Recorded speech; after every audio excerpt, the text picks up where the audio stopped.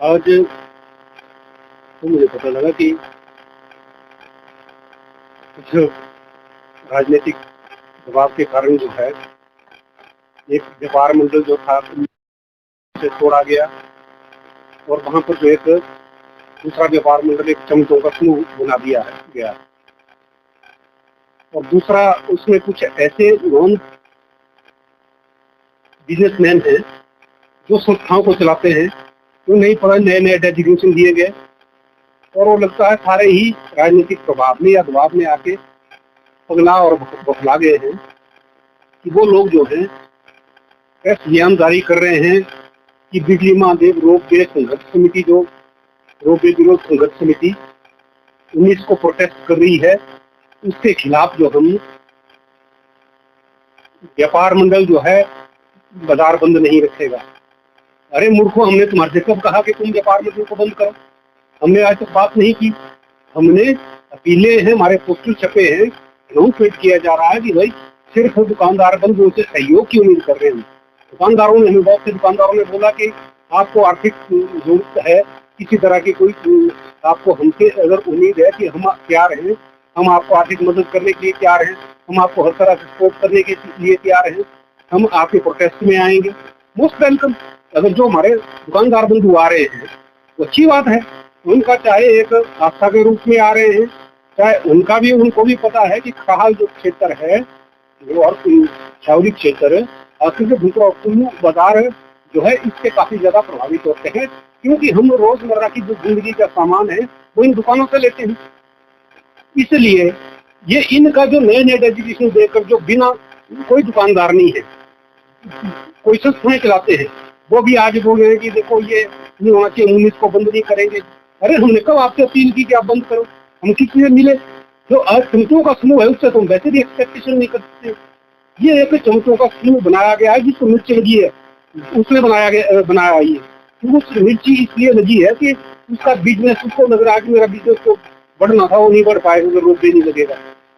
तो तुम चैलेंज करते हैं कि वो आए और आमने सामने बात करें, लगा के बताए रोपवे। हम उसके लिए मरने मिटने को तैयार है और हम ऊपर जाकर लड़ाई लड़ेंगे। हम देखते हैं कहाँ से लगता है, कहाँ लगता है। ये हमारी जगह है, वो अपनी जगह में जाके लगाए। खाल के जो है यहाँ के लोगों के हित का जो है वो व्यापार नहीं कर सकते हैं। वो जो है भले ही ये सेंट्रल गवर्नमेंट है या स्टेट गवर्नमेंट है, ये 50-50 लाभांश बांटने की बात कर रहे हैं। यहाँ के लोगों को क्या मिलेगा? कंपनी खाएगी कुछ माल, बाकी वो टैक्स के रूप में ले जाएंगे। आम आदमी को यहाँ के स्थानीय लोगों को क्या मिलेगा? आज तक जो है कभी भी सरकार में रहते हुए इन लोगों ने, जो जनप्रतिनिधि अपने आप को बनते हैं, आज तक जो है एक भी ऐसा काम नहीं किया कि अब जितना इनको करना चाहिए पिछले सरकार ने, चलो ठीक है जी रोड वाइडनिंग का काम शुरू कर दिया, आपके इलेक्शन हो गया शुरू। लेकिन उसके बाद हम देखते हैं कि उसके बाद आज तक हमारी जो डिमांड है कि रोड ऊपर तक टच हो, लोगों को जमीन का क्लेम मिले और दोनों साइड से टच हो। लाबरा में जाके जो सौड़नाला बिजली महादेव रोड है वो भी, और सौड़नाला भैंड पेछा रोड है वो भी, और दूसरा जो बिजली महादेव रोड रामचिला टू शंगरीबाग टू बिजली महादेव, ये भी हम बोल रहे हैं कि इससे जो है लाबरा मिलाया जाए। वो हमारी डिमांड है और इसकी वाइडनिंग और चौड़ीकरण हो रोड का, तो उस तरफ ध्यान नहीं है, ध्यान है अपने बिजनेस की तरफ। तभी जो घड़ी घड़ी बोला जा रहा है, तो वकील लोग हैं जो बुद्धिजीवी वर्ग है उनको भी ये कहा गया, बस यूनियन वालों को बोला गया, अन्य यूनियन वालों को बोला जा रहा है, अन्य संस्थाओं को बोला जा रहा है आप इसका समर्थन मत करो, रोपवे विरोध जो हो रहा है।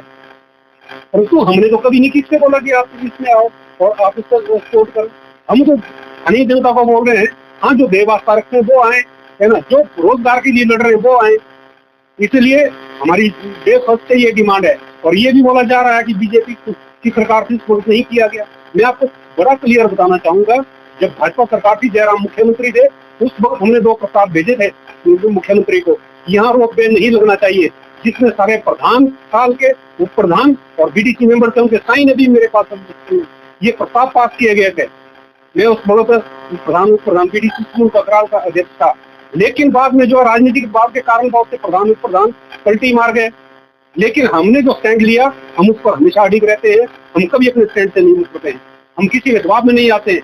हम लड़ रहे हैं यहाँ के भविष्य के लिए, खाल के शौरी के बच्चों के भविष्य के लिए, नहीं तो हमारा भविष्य ये 40 साल तक बेच देंगे। इसलिए हम इसका विरोध कर रहे हैं। हम जबरदस्त प्रोसेशन निकालेंगे, प्रोटेस्ट निकालेंगे, लेकिन अगर किन्हीं परिस्थितियों बस अगर बारिश वगैरह हो या कुछ हो तो हमें होता है इसमें थोड़ा सा 2-4 दिन का परिवर्तन करना पड़े, परंतु इसको कोई नहीं रोक सकता है। जबरदस्त प्रोसेशन निकाला जाएगा, प्रोटेस्ट किया जाएगा, जिसमें तो हजारों लोग इसमें पार्टिसिपेट करेंगे, महिला मंडल करेंगे, युवक मंडल करेंगे। बहुत सा हमें भी पता है कि बहुत सा दबाव डाला जा रहा है, ये नहीं होना चाहिए। वो दबाव वो लोग डाल रहे हैं जिनके अपने आर्थिक हित सधे हुए हैं। उनको पता है कि हमारे आर्थिक हित है, हमारे होटल चलेंगे, है ना, हमें पैसा मिलेगा, हमें कमीशन मिलेगी, पर यहाँ के लोगों को तो कुछ नहीं मिलेगा। तो आज मुझे एक भी ऐसा कोई पॉलिटिशियन है जो बताए मुझे कि यहाँ स्थानीय लोगों को क्या मिलेगा। रोपवे में जाएगी, लोग जाएंगे जो पैसे वाले लोग हैं, वैसे ही वापिस जाएंगे, अपने होटल होंगे, अपने रेस्टोरेंट होंगे उनके। लेकिन हमारा जो जमीन प्लेन की जाएगी बिजली महादेव में, उसमें जो है मंदिर जो नीचे स्लाइड होकर आ सकता है, इसलिए किसी भी कीमत पर हम वहां लगने नहीं देंगे इस रोपवे को। और दूसरे ना ही किस तरह का एक भी वृक्ष हम काटने देंगे देवदार का। यहाँ के लोगों को जब टीडी मिलनी चाहिए तब तो बोलते हैं कि आपको सूखा पेड़ देखो भी, लेकिन इस प्रोजेक्ट के लिए जो हरे पेड़ काटे जाएंगे ये हम कदापि सहन नहीं करेंगे। और इसके लिए जितनी मर्जी उतनी लड़ाई लड़नी पड़े हम लड़ेंगे। इसके लिए जो खाल के सारे और चौड़ी पार्टी के लोग जो है एकजुट होकर इस लड़ाई को लड़ रहे हैं और इससे लोगों को लामबंद करेंगे गाँव गाँव में जाके।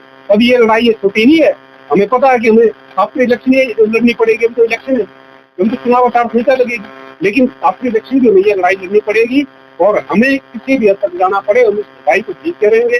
जो बोलते हैं हम डरते नहीं, हम कौन सा डरते हैं, हम स्थानीय बाशिंदे हैं।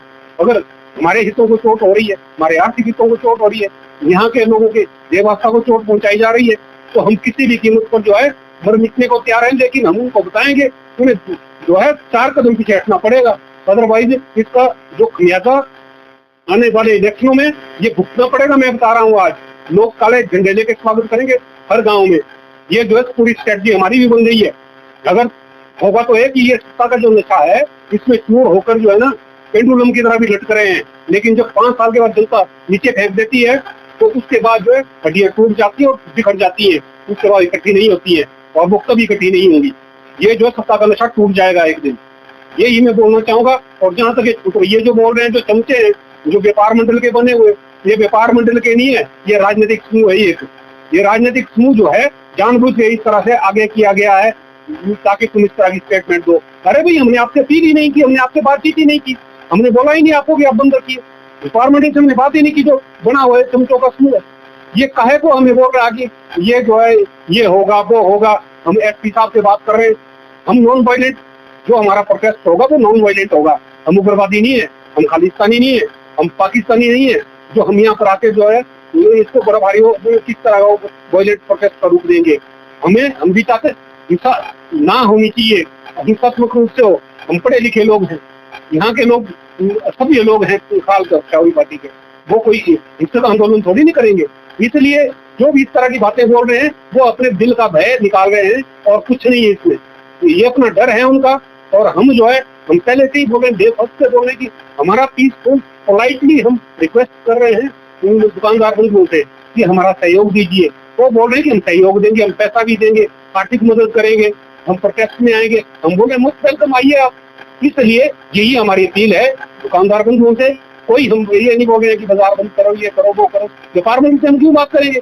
हमें नहीं पता वो चमचों का समूह आनंद खान में खड़ा किया गया है और 19 तारीख की बात कर रहे हैं। जब 19 तारीख को हमने उनसे अपील ही नहीं की, हमने बात ही नहीं की कि हम भाई आपसे सहयोग चाहते हैं, हमें उनका सहयोग नहीं चाहिए।